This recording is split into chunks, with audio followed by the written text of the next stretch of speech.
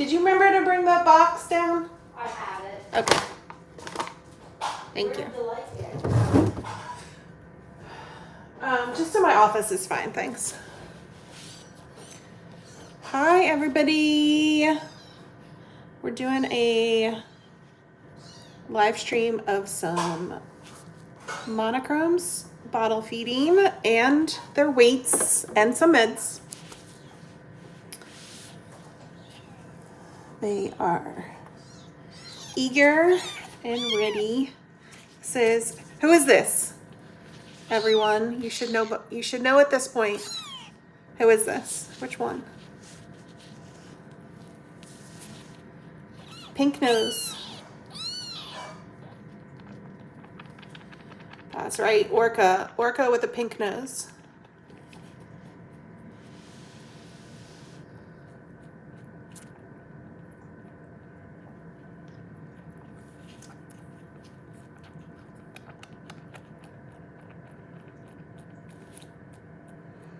Who took the test, the pop quiz today in the video? Did you guys see that?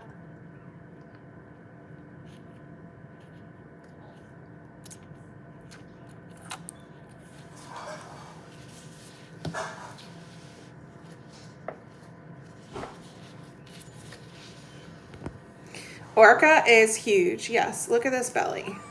Wow, wow, wow, wow. And remember he had the little, oops, he's peeing on me. Hold on, let me pee him first. Remember I showed you the wound on his wee-wee from Panda suckling on his privates. He had like a little red wound / scab. So that's all gone. Look at that. All fixed. So that's good. All right, Skunk's turn. I usually just kind of leave him out here to wander around.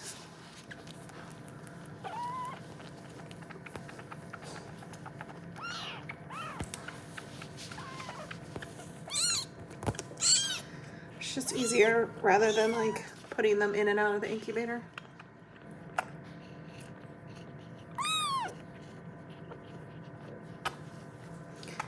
Orca definitely has the biggest, oh look, he's doing his close-up.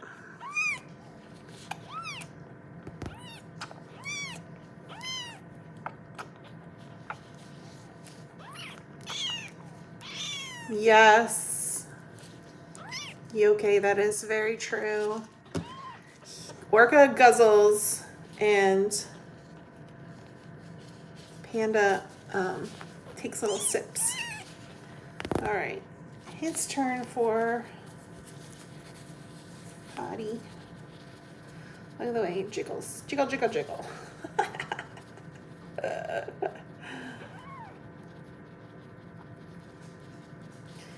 I'm gonna show this in tomorrow's video, but can you see how his skin is peeling on his belly? All the kittens actually either have or had that on their bellies. It's called scalding. It's actually from when they had that liquid diarrhea that was pouring out of them, even with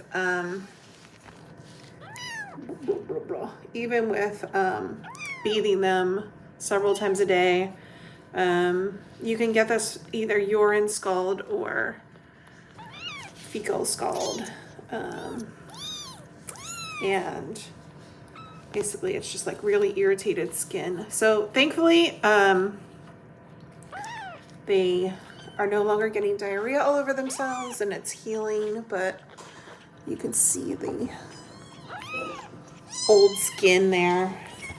All right, so who's this? With the dark nose. Who's this? That's right, that's Panda.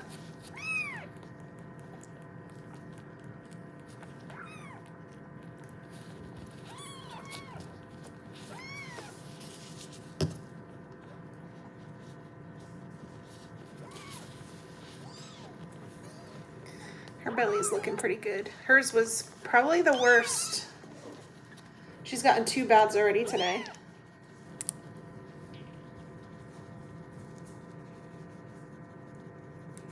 She does not have a big jiggly belly though.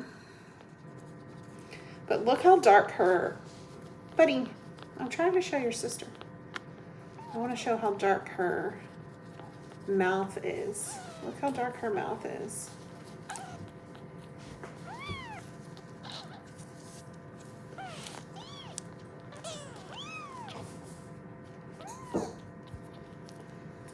Okay, all right. Now we go through seconds. Sometimes they'll eat like just seconds and then they'll be done. And sometimes they'll have like fourths and fifths. But they almost always have at least seconds. They're very good eaters.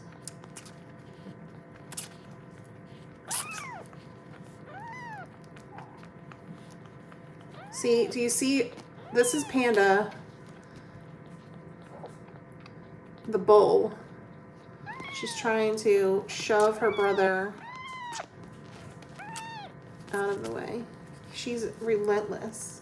Look at her. Bull. She does that when I'm trying to feed him and she goes for his privates. She just is like, nothing will stop me.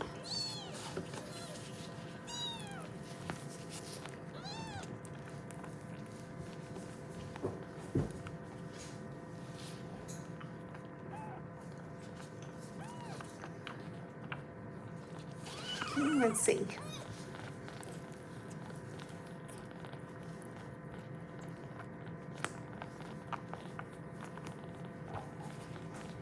Okay.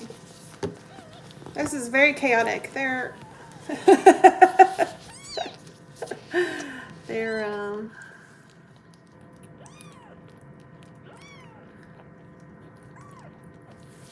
you don't want very much this meal. All right. Let's see. We'll do one last go around to see if anybody else wants food before I weigh you. Orca does.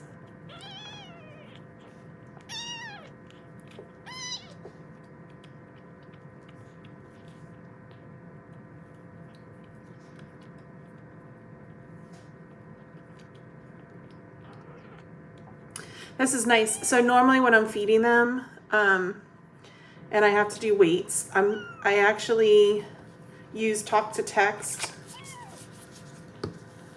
because I can't type with these gloves on. All right, here, let's get Orca's weight. And it's really difficult to even press the microphone button. Look how cute he looks. Look how cute he is. So this is nice. 10.9 ounces for Orca.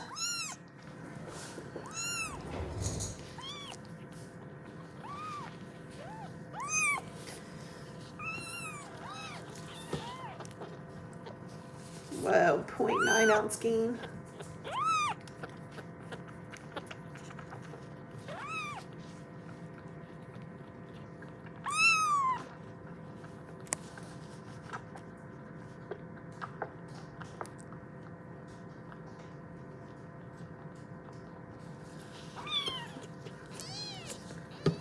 Okay, let's back up.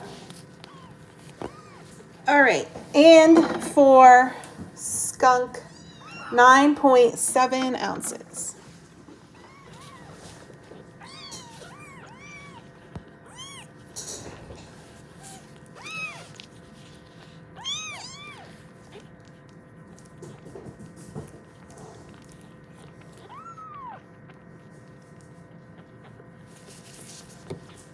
Okay, And Panda, 6.5 ounces. Are you still hungry?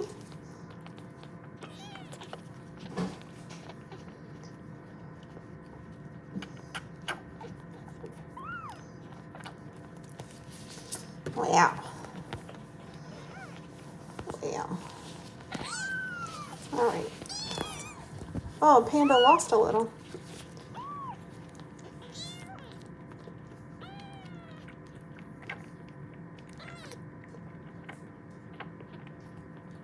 That's okay. She had really good gains. All right. All right, now we got to do some meds.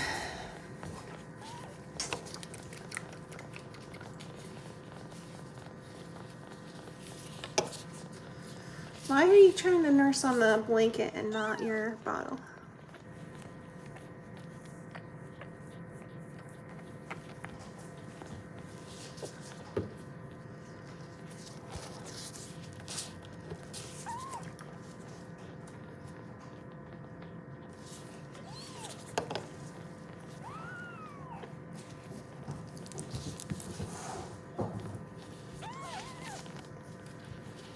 There's her little pink mouth. I kind of got her nose.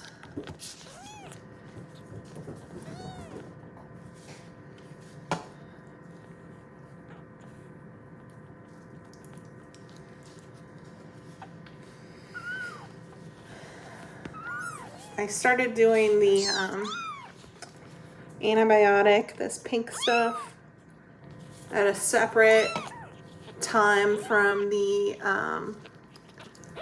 Metro, which is the Sanimeds, because what was happening was I would give them this antibiotic and then I would give them the Sanimeds right after, and they would foam up and all the Sanimeds would drool out of their, all the antibiotic would drool out of their mouth, which of course was not helpful.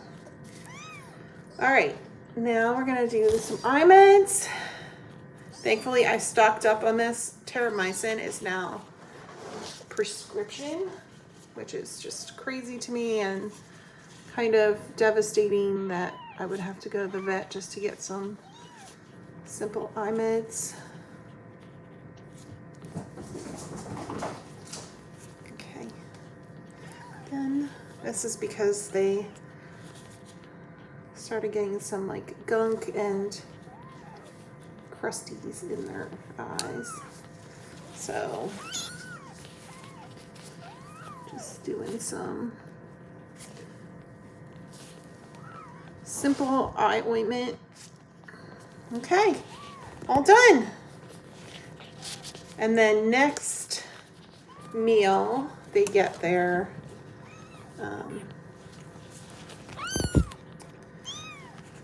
metronidazole. All right, here's a comparison, these two. See, you see how dark her face is? And then he's got his pink face. Somebody's purring here. Somebody's purring. So I announced this in chat a little bit ago. These guys go this Thursday, the 7th. You guys hear the purrs? Yeah. Oh, it's Panda. It's Panda purring. These guys go the 7th, this Thursday, for another Pan-Luke test. It'll be 2 weeks since their first positive test. So I'm hoping that they test negative now, which means that they are no longer shedding the virus if they test negative. So that's what we're hoping for. Comes back negative. And the plan is that these guys will move into the nursery either probably Friday or Saturday. if they test negative on Thursday. And they turn 3 weeks old this Friday. So they typically they get booted out of the incubator around 3 weeks. As of right now, they're going to share the nursery with Godiva. They'll be in, we use the clear fencing. So these guys will be in some space with the clear fencing. So they won't be bugging her, and I think she'll totally ignore them and pay them no mind. But that's, of course, if we don't find, our number one ideal situation is that she finds a foster or adopter to take her in before that. So please continue sharing Godiva's video, and we're willing to, it doesn't need to be in this immediate area of Woodbury. You can be a couple hours away, and still I'd be open to Godiva going there. So these guys look a little funky because I put eye ointment in their eyes, but hopefully you can see how active they are, certainly how chunky they are. You didn't get to see her belly.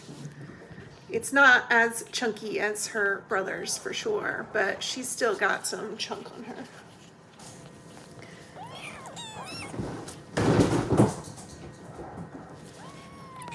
Does he have his tongue sticking out? Yeah, he does. He always has his tongue sticking out. All right, I gotta put these guys back in their space.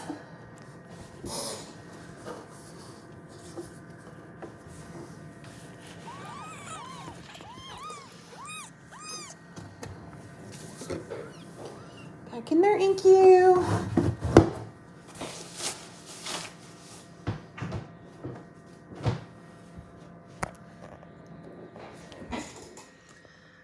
There's everybody back in their space. And yes, Panda is still in her own condo. She is still a sib suckler, which means that she nurses on her brother's privates.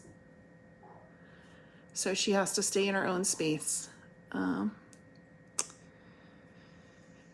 And then when she moves to the nursery, she's going to have her own condo in the nursery too. She'll have her own little 1x1 or 1x2, whatever size I end up making it, but she'll be separate from her brothers. They typically move on from this bad habit when they start eating solid food, which can happen anywhere between 4 to 6 weeks. They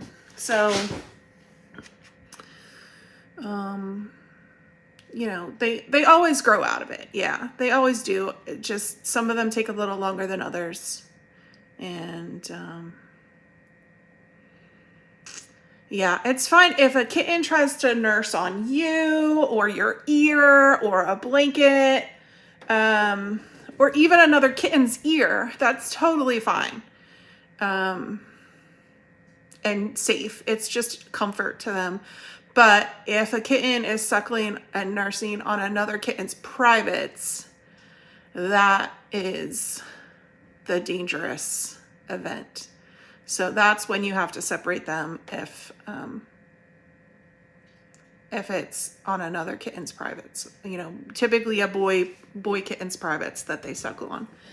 So that's the really bad thing to happen. That's what Panda does. So she'll be okay. All right, thanks for joining, everybody.